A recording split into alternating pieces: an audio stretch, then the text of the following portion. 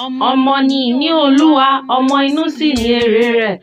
Ọjọ́ náà rèé bí àná tí Olúwa fi Samuel ta wá lọ́rẹ nínú ìdílé High Chief Ọ̀tọ̀lọ́rìn Sobalaje, Ariago of Ogbomosho land.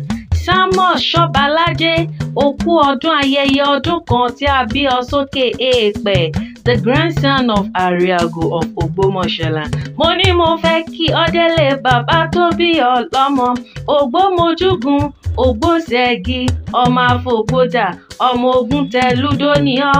Ilé o ọmọ ajílété, níbi wọ́n gbé ń jẹka kán tó mú kọyan gọlé. Ọmọ Sobalaje, mo ní ogun ò dàdàdà k'Ógbómosho rí. Èyí ti dénú ọkọ ẹ̀sìn mi o, nílé àwọn bàbá tó bí ọ lọ́mọ.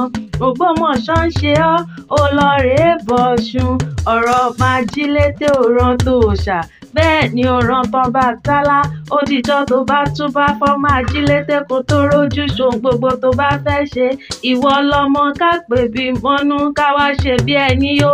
Ìwọ lọmọ ọjọ́ kan ìjà, ọjọ́ kẹrìnrin. Ńlẹ́ o ọmọ Afọ̀gbọ́jà, Samuel Sobalaje, ó ti rọ́dún eléyìí náà, ó ṣàmọ́dún lágbára Elédùmarè.